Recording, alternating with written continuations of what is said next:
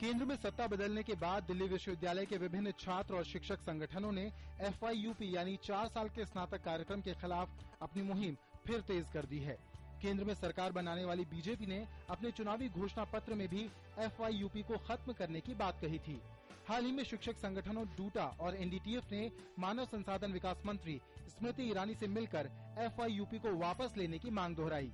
छात्र संगठन ABVP, NSUI, DUSU और अन्य इकाइयां भी इसके खिलाफ लंबे समय से मुहिम छेड़े हुए हैं। इस सिलसिले में ABVP के एक प्रतिनिधि मंडल ने स्मृति ईरानी से मुलाकात भी की। खबरों के अनुसार मानव संसाधन विकास मंत्री ने आश्वस्त किया कि इस बारे में जो भी फैसला लिया जाएगा वो छात्रों के हित को ध्यान में रखकर ही लिया जाएगा।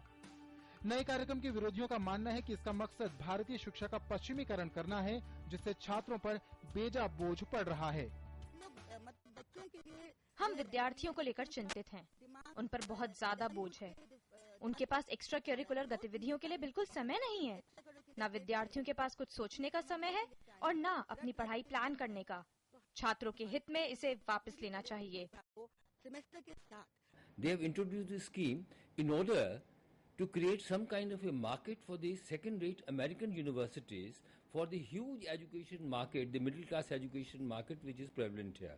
As I said, it has to be done, so it should be done. And in a very haphazard manner it has been done. It really devalues the degree of Delhi University. It really weakens the courses. वहीं FYUP के समर्थकों का कहना है कि नया कार्यक्रम वक्त की जरूरत है और पारंपरिक कोर्सेज के मुकाबले व्यावसायिक और पेशेवर जरूरतों पर ज्यादा ध्यान देता है। दिल्ली यूनिवर्सिटी की सभी संबंधित और वैधानिक इकाइयों ने FYUP को स्वीकृति दी थी। जो पाठ्यक्रम विकसित किया गया है वो इंटर डिसिप्लिनरी और ट्रांस डिसिप्लिनरी है। साथ ही 4 साल के प्रोग्राम में विद्यार्थियों को 2 बार डिग्री के साथ कोर्स छोड़ने का मौका मिलेगा। FYUP पर कोई भी फैसला लेने से पहले केंद्र सरकार को 2 अहम मुद्दों पर गौर करना होगा। पहला तो ये कि दिल्ली विश्वविद्यालय को सीधे सीधे कोई भी नीतिगत फैसला बदलने के लिए कहने से उसकी स्वायत्तता में दखल का संदेश जा सकता है, और दूसरा इस कार्यक्रम के तहत पहले से पढ़ाई कर रहे छात्रों का भविष्य। FYUP को वापस लेने की सूरत में डूटा ने इसका विकल्प भी सुझाया है। संगठन के अनुसार दूसरे और तीसरे साल में फाउंडेशन कोर्स को खत्म किया जा सकता है, जिससे मौजूदा बैच भी 3 साल में ऑनर्स डिग्री के साथ ग्रेजुएशन कर सकता है।